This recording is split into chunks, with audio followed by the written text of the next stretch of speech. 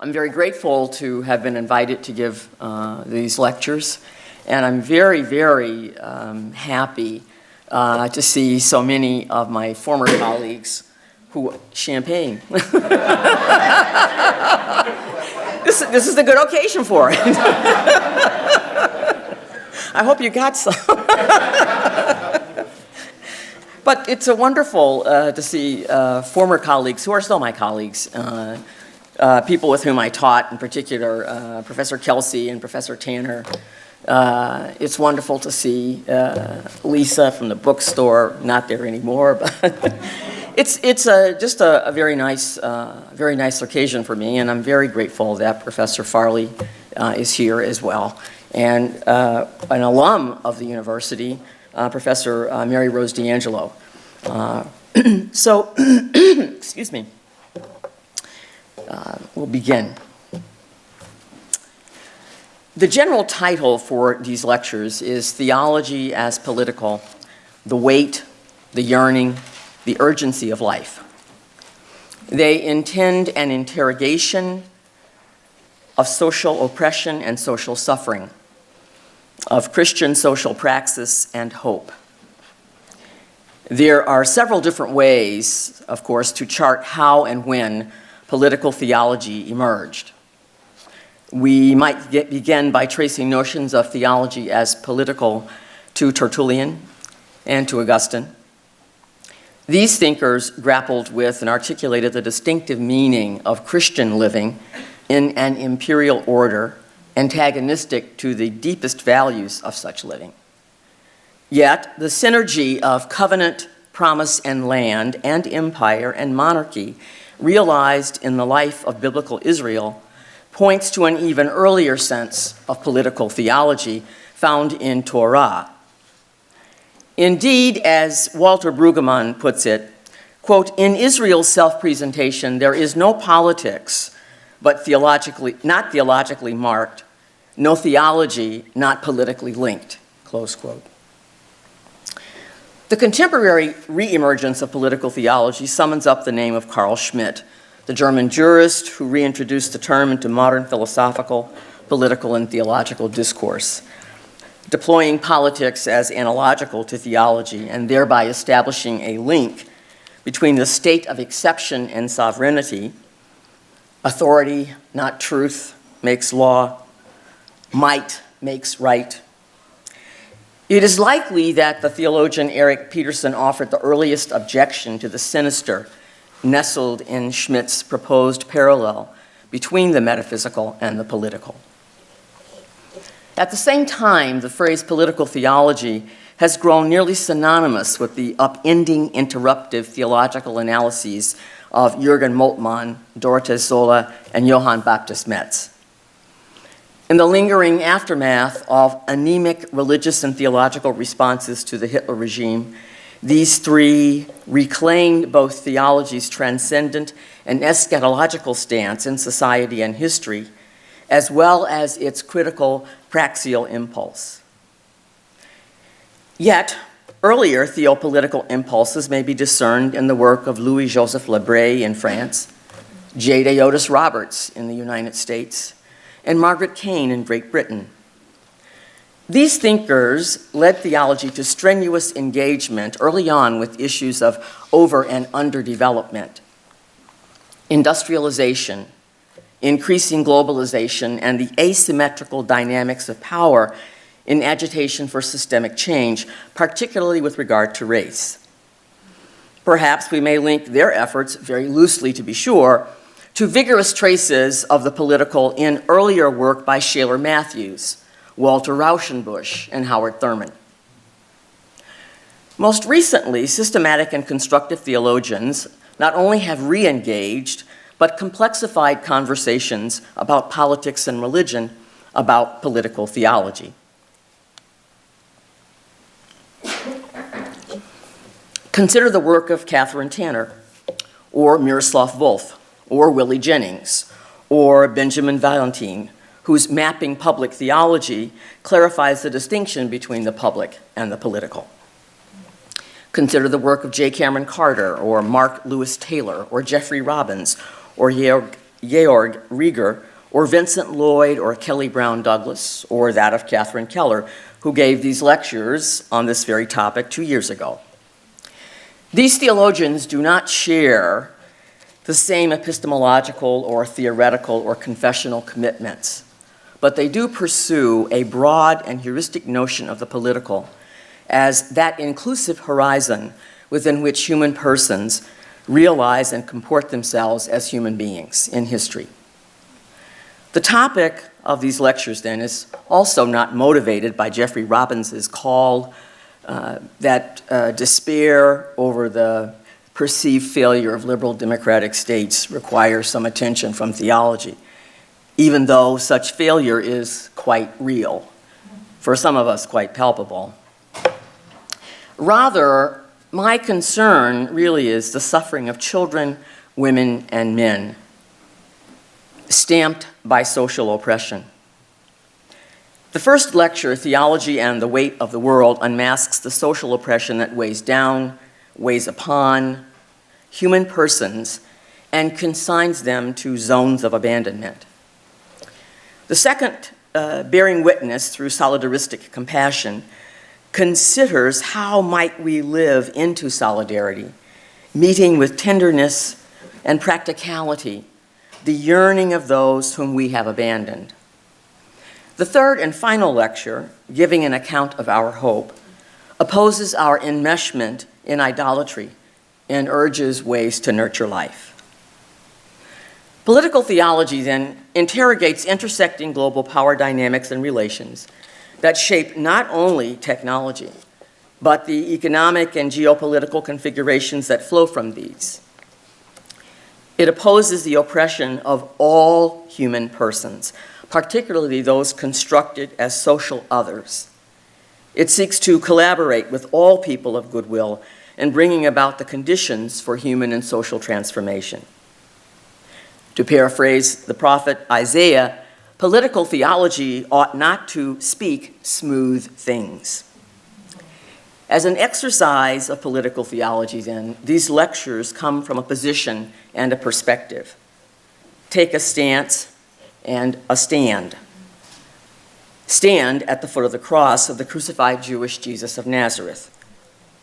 Neither this perspective nor this stance is one of tranquil spiritual detachment, but rather one of passionate desire and commitment of heart and soul, mind and strength to follow Jesus, even if haltingly and fitfully. The memory and meaning of the life and ministry of Jesus of Nazareth, the foretaste of his resurrection, can never be exhausted. And at this moment, critical interpretations of the crucifixion of those children, women, and men whom he names as members of his own family, Matthew 25:40. Critical interpretations of the crucifixion of these have never been more necessary.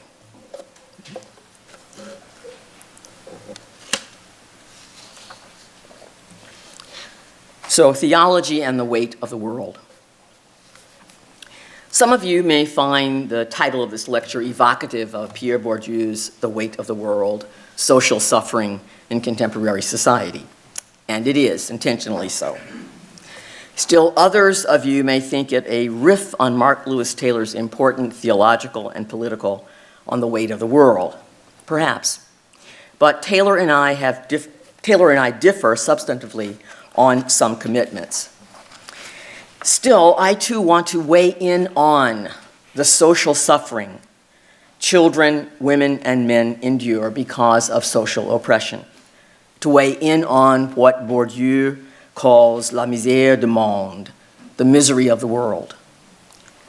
What Cameroonian theologian Engelbert Maveng names anthropological poverty. The despoiling of human beings, not only of what they have, but of everything that constitutes their being and essence, their identity, their history, ethnic roots, language, culture, faith, creativity, dignity, pride, ambitions, and right to speak, close quote. From the framework of political theology, remembrance of suffering human persons weighs not only as urgent or topical, but constitutes a basic category of Christian discourse about God. At present, our global situation has become such that the dynamics and conflicts of neoliberal capitalism have thrown us together. We peoples of the earth with our differing cultures, religions, practices, fears, hopes, dreams, and ordinary ways of daily living. We have been coerced into a common space generated by that capitalism that both represses and homogenizes us, and too often sets us in opposition to one another.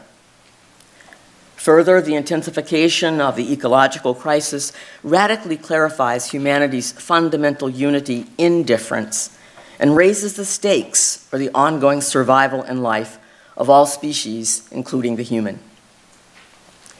I want to calibrate the social oppression that weighs down and weighs upon God's impoverished human creatures. This evening, I first sketched some of the alienations that weigh down our global material context, that weigh upon the poor, then examine the negative construction of difference, attending to social differentiation, conditions of social oppression as it weighs upon the human spirit, and finally, figure the weight of the suffering world. So the weight of the world, the global material context.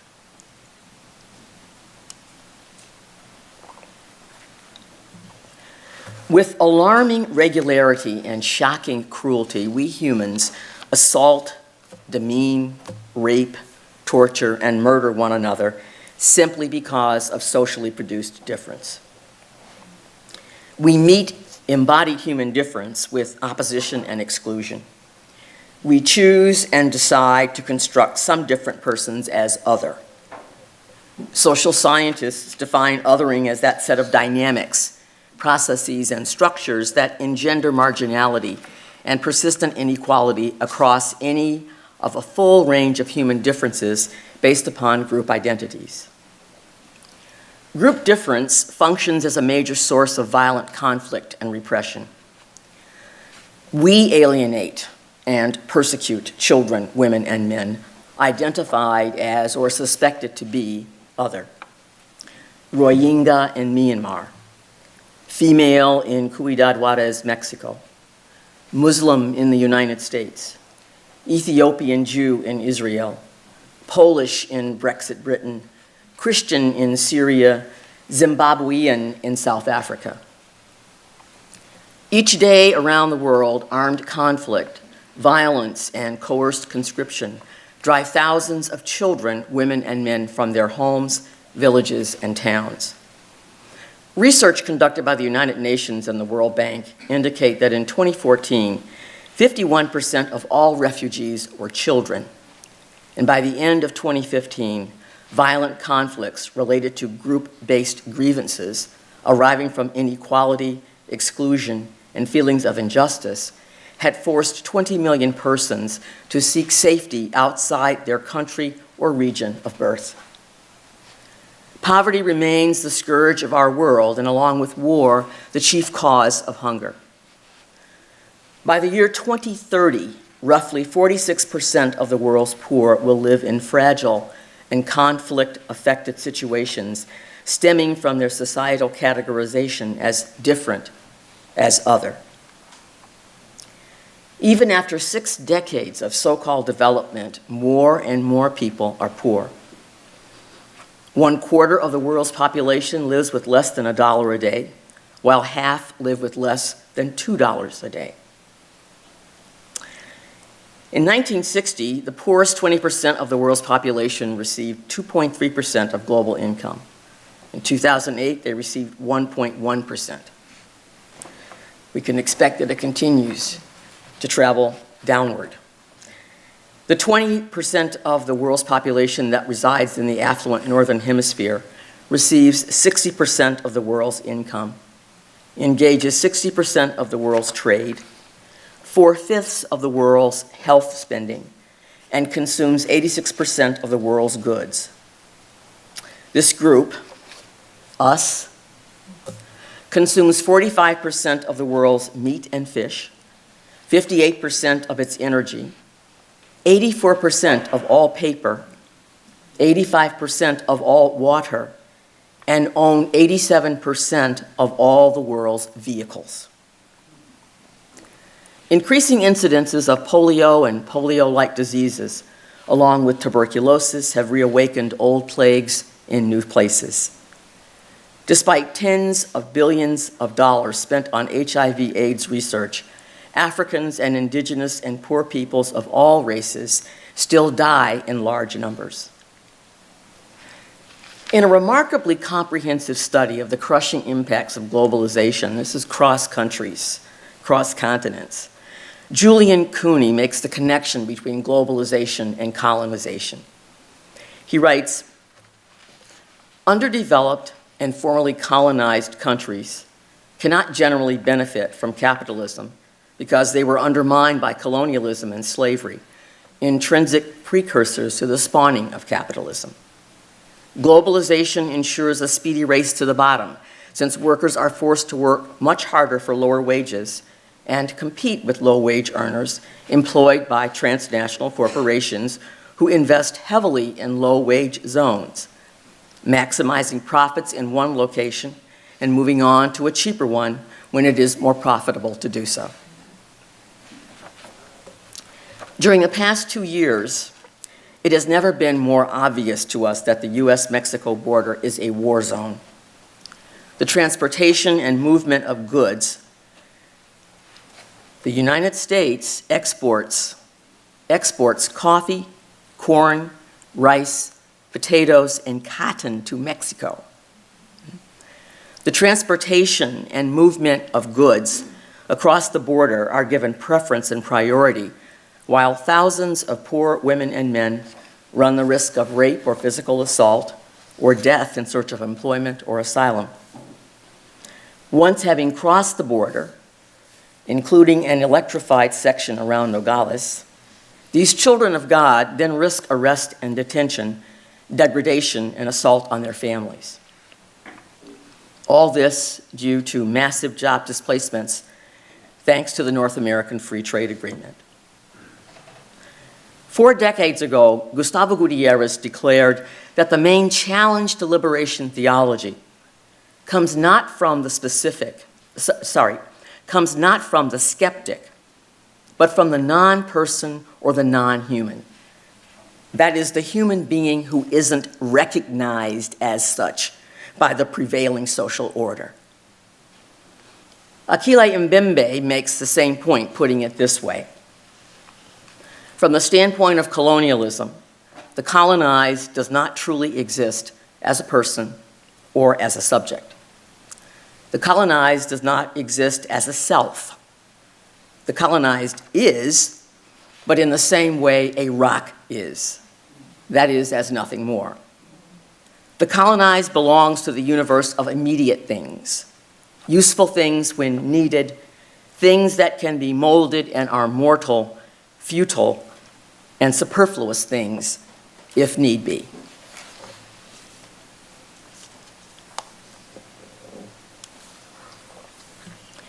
We in the United States can no longer evade our own historical, cultural, and social problems with embodied human difference. Consider our uncritical surrender to the neoliberal market's vulgarization of individuality as license, our exploitation of poor and working people, along with processes of disemployment, market manipulation, and commercialization of desire. Consider our criminalization of poverty and contempt for the working poor, our arrogant and casual misogyny that has given rise to a rape culture, our ineffective response to homelessness and disdain for homeless men and women.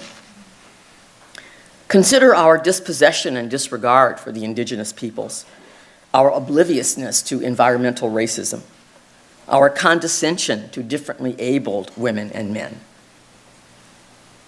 Consider the privatization of our prisons, along with massive rates of incarceration among Black and brown men and youth and women. Our dismissive attitudes toward the deaths of Black and brown youth and women and men, as they interact with police or their agents. Consider our hate crimes against LGBTQI persons, our religious chauvinism, our narrowed cultural horizon, our nativism and bigotry toward immigrants, and our persistent racial animus. The children, youth, women, and men weighed down by underdevelopment are anthropologically or culturally impoverished. They are quite literally deprived of personhood. Because of their embodied difference, they are ostracized from the category of the human. Neither their persons nor their needs matter at all in the manner in which the world's resources are distributed. Our world has become a dumping ground, a zone of social abandonment for the many whom we have made wretched.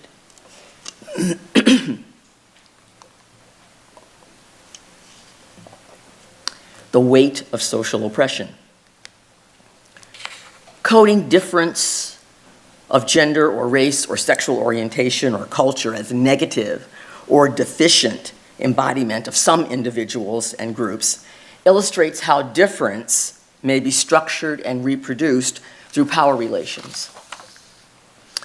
The political theorist Iris Marion Young deploys the term social oppression to designate the disadvantage and injustice some people suffer, quote, not because a tyrannical power coerces them, but because of the everyday practices of a well-intentioned liberal or neoliberal society, close quote.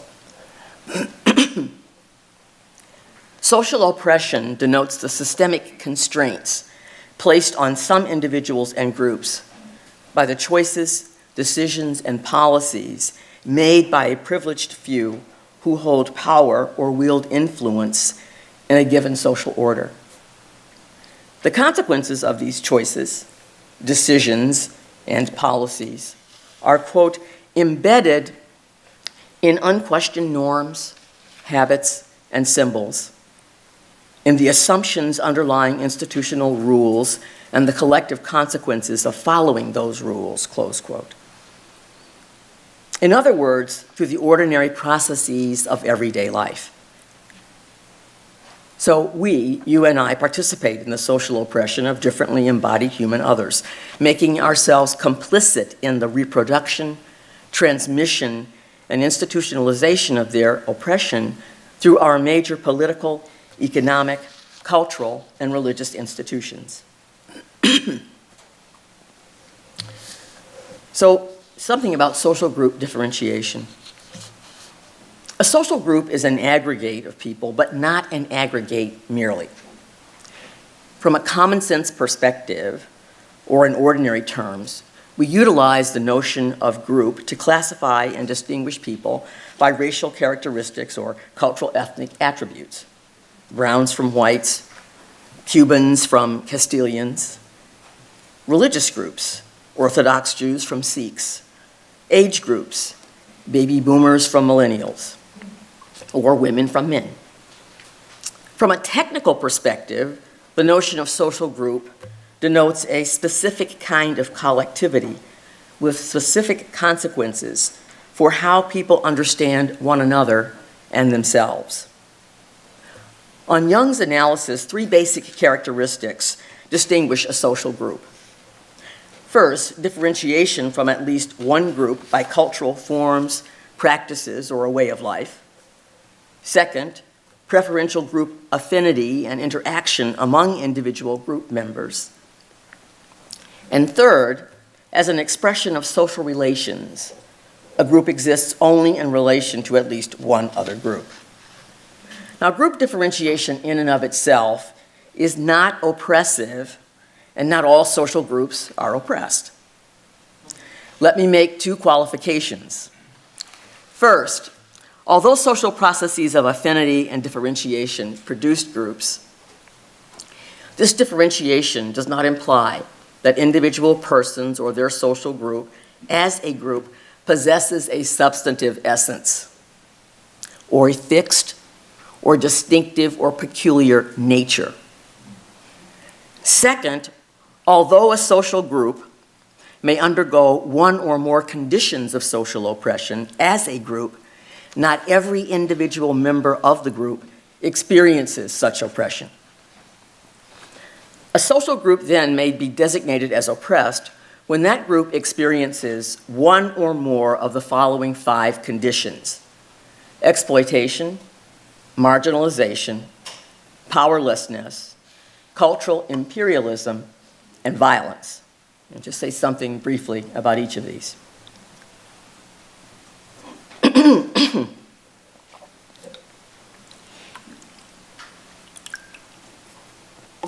Exploitation refers to the oppression that occurs through a steady process of the transfer of the result of the labor of one social group to the benefit of another. The injustices of class exploitation consist not only in gross inequalities in the distribution of goods and services in a society, but also enacts a damaging structural relation between social groups and despoils human potential and affective relationships. Through the condition and processes of marginalization, an entire group or category of people are barred from active, practical, and creative participation in civic and cultural life of a given society or a nation. Marginalization, then, is a particularly dangerous form of oppression. In the extreme, marginalization potentially subjects an entire social group and its individual members not only to severe material deprivation and psychological abuse, but also extermination, genocide, ethnic cleansing, apartheid represent such responses. We will be coming on to 25 years since the Rwandan genocide this year. It's very hard to time sort of telescopes in some way. But the effects of that are still with us. Less extreme, but no less dangerous, are efforts through legislation or coercion or propaganda to exclude socially marginalized people, particularly those who are highly visible and minoritized. For example, women, the elderly, participants in social welfare programs. From civic and political participation, we just marginalize them, or we arbitrarily control these persons or groups through suspensions of basic rights to privacy, respect, and individual choice. In neoliberal and advanced capitalist societies like the United States or Britain or France or Germany, dominant privileged social groups may withhold power from other or different marginalized social groups by persuading civil authorities, including legislators, courts, and law enforcement, to survey or limit or exclude the participation of marginalized groups in the mechanisms of the social order, thus rendering these groups and their members powerless, even as power is exercised over them. These conditions of exploitation, marginalization, and powerlessness refer to the concrete exercise of power in relation to others. These categories denote structural and institutional relations that delimit people's material lives and wound their psyches and spirits. Cultural imperialism involves control and dominance over the content and means of mediation, interpretation, and communication within a society. This entails not only the universalization of a dominant group's experience in culture, but the normalization and normativity of their experience in culture. The cultural products of the dominant group reflect not only their own achievement, but function as the ideal representative of human achievement as such. It's genuinely, specifically human achievement. Young further argues, and I think quite perceptibly so, that those who are, quote, culturally dominated undergo a paradoxical oppression in that they are both marked out by stereotypes and at the same time rendered invisible, close quote.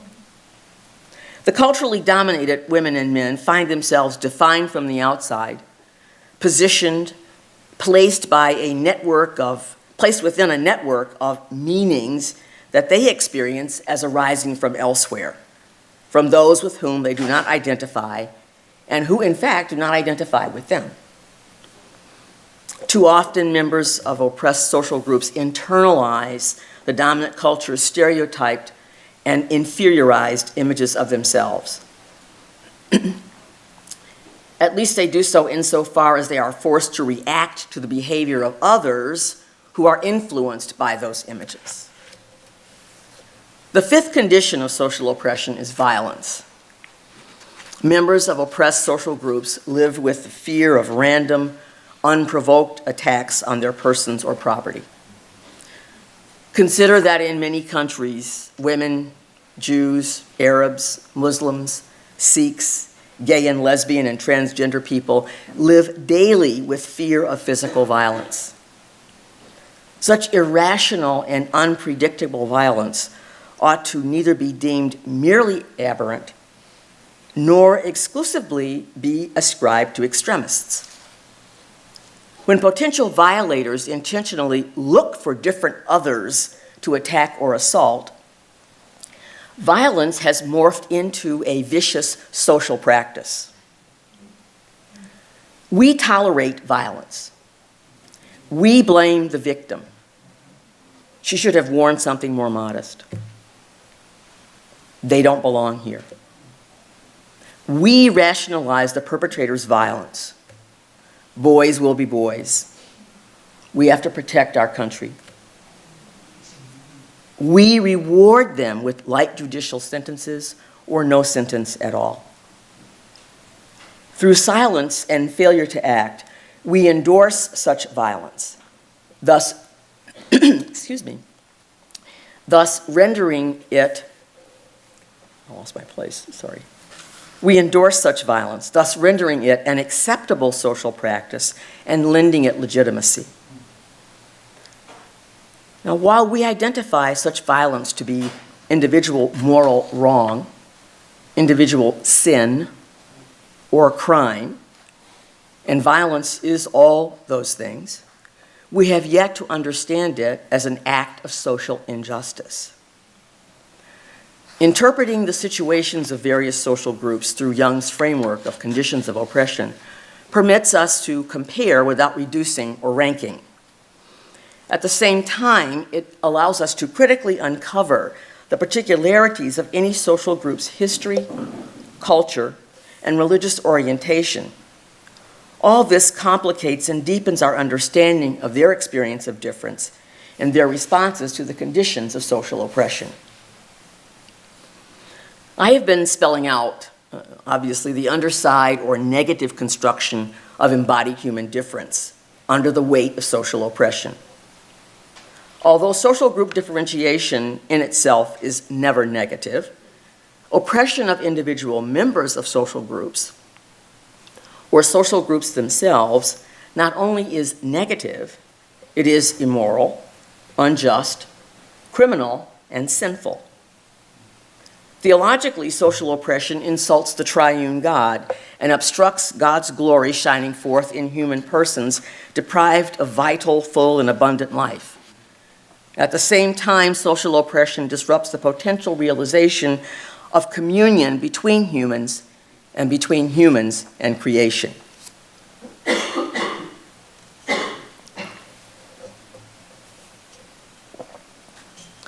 So, political theology weighs the suffering of the world.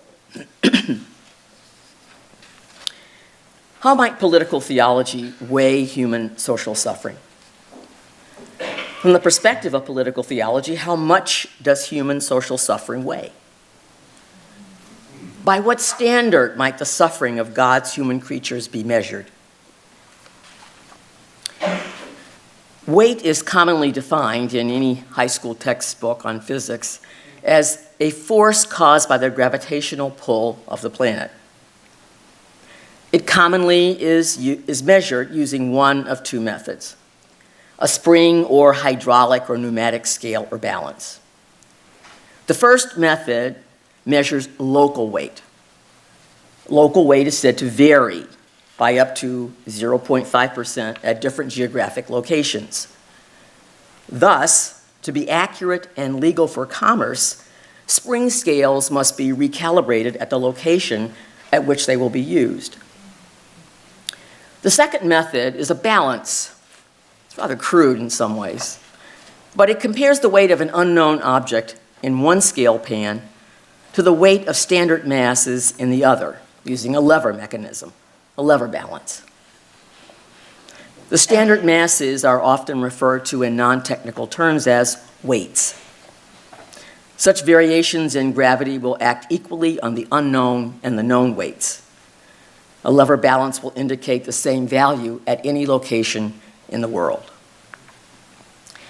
The gravity of social oppression weighs upon and weighs down children, women, and men through exploitation, marginalization, powerlessness, anthropological and cultural impoverishment, and violence. How might political theology calibrate or figure the weight of social oppression and the suffering it inflicts? The verb calibrate means to correlate readings of an instrument or a scale with those of a standard in order to check the instrument's or the scale's accuracy. Let me offer an example. In the opening scene of the 1998 feature film, A Civil Action, personal injury attorney Jan Schlichtman, portrayed by John Travolta, wheels a young paralyzed white man down a courthouse hallway.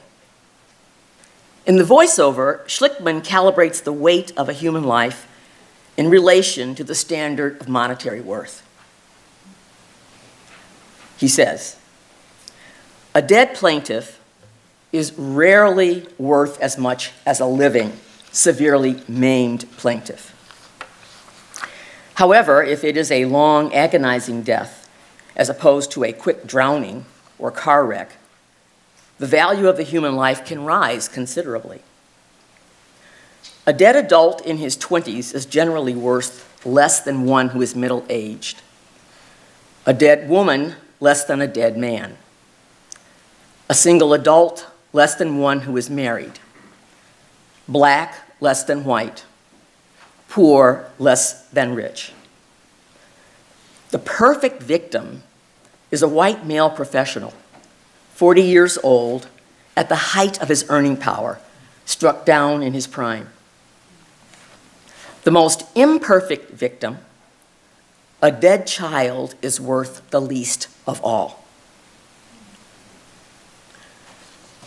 The scales of the legal system with regard to personal injury law are not calibrated or standardized to benefit or support vital life and its needs, to promote life's potential, to sustain and cultivate life's flourishing. Slyly, these scales falsify the weights of gendered, socioeconomic, racialized privilege. In other words, these scales are standardized or calibrated to augment the accidents of human existence: maleness, monetized power, and whiteness. These weights reflect the outcomes of exploitation, acquisitive materialism, self-aggrandizement, moral arrogance, unearned privilege. On these scales, God's battered, abused, and oppressed human creatures haven't a chance. Since political theology scrutinizes the global material context, social criticism functions as one of its crucial social practices. George Schulman describes prophecy as, quote, "a social criticism and social praxis operative in and common to many disparate cultures." As the practice of social criticism, prophecy, quote, "names the public role of those who address a community by mediating its relationship to larger realities, conditioning its existence and choices," close quote. Like Schulman, my understanding of prophecy takes instruction from the notion and genre of prophecy canonized in the prophetic books of the Hebrew Bible. the musings, messages, and meanings of the prophets may become accessible to the reader who listens humbly, seeks correction, affirms the passion and layered ambiguity of untranslatable meanings of ancient languages and actions and customs, the reader who refuses to reduce prophecy to the merely didactic and embraces it as, quote, living poetry open to infusions of new meanings.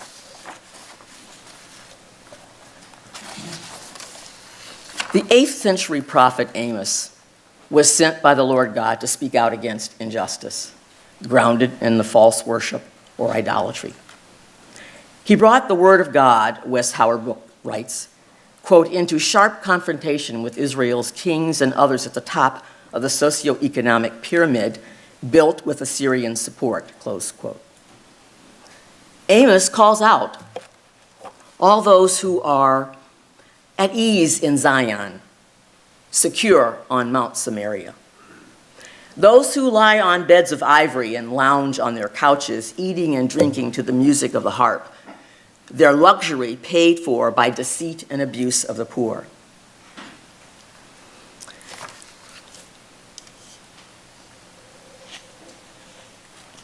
Hear this, you that trample on the needy and bring to ruin the poor of the land, saying, when will the new moon be over so that we may sell grain, and the Sabbath so that we may offer wheat for sale? We will make the ephah small and the shekel great, and practice deceit with false balances, buying the poor for silver and the needy for a pair of sandals, and selling the sweepings of the wheat. Amos exposes injustice. Powerful economic and social elites, as well as the local bourgeoisie, require and take interest on loans to their kinfolk, falsifying weights and measures, bribing judges, selling the poor into debt slavery, intentionally depriving the needy of food that was theirs by law. Amos denounces these iniquitous practices in public. That is, he does so not secretly or quietly, but aloud, for all to hear, especially those who have been made wretched.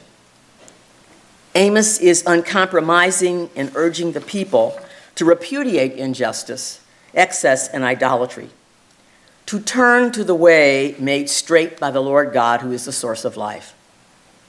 Indeed, God rejects the hypocrisy of festival and ritual, sees the anguish of those weighted down by oppression, and through the mouth of the prophet Amos cries out for compassionate solidarity. Let justice roll down like waters, and righteousness like an ever-flowing stream. Thank you.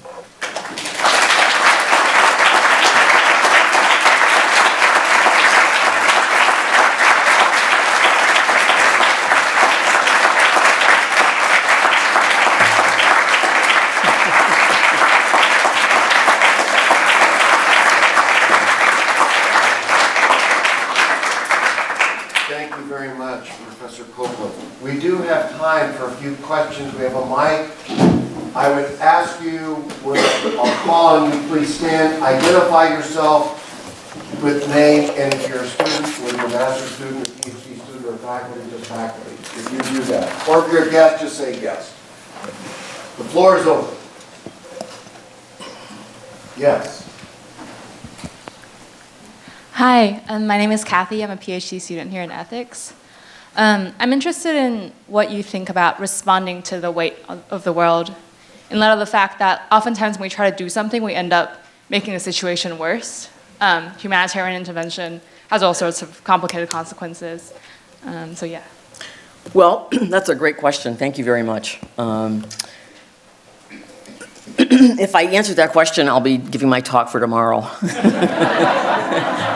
I want to talk about a structure of compassion, which includes a cognitive dimension, so that we can learn in a way how our solidarity really can become effective. Yeah. So we have to think hard and complexly, and with others, and with others about that. And we can't be, I'm sorry. Sorry.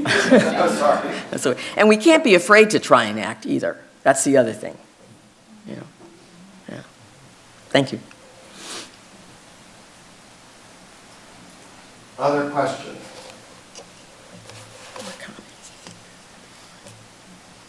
Yes. Yeah, thank you for your talk. My name is Tony. I'm a guest.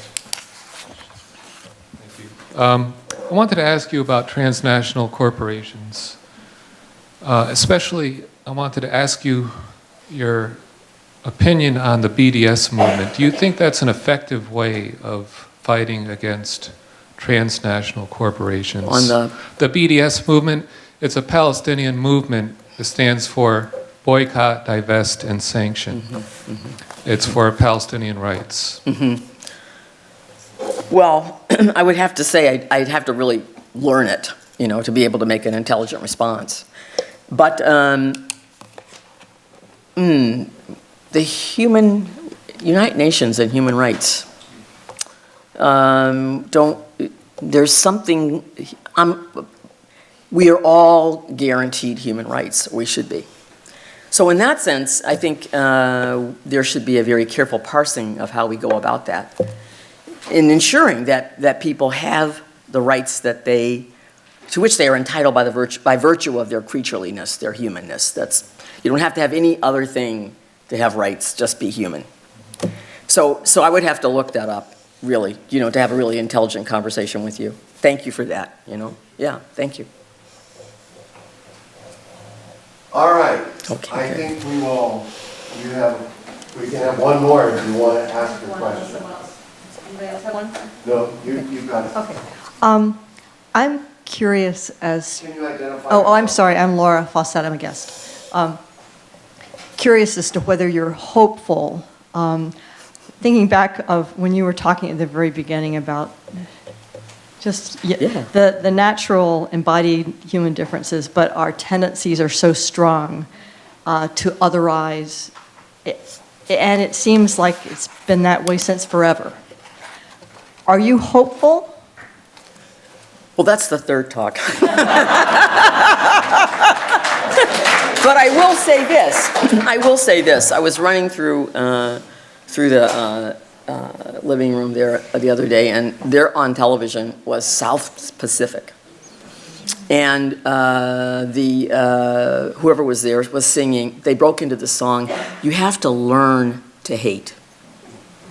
These are learned behaviors. No one is born that way. The forever means that we learn somewhere from someone about this. Yeah. And we can unlearn it. That's the other point. That's the other point. If we've learned it, we can unlearn it. You know, everybody who teaches knows that you can teach something wrong, incorrectly, and then you have to run back into the classroom and unteach it, so that people get it right. You know, so we can unlearn negative behaviors. Yeah. We have to. We have to. Thank you. All right.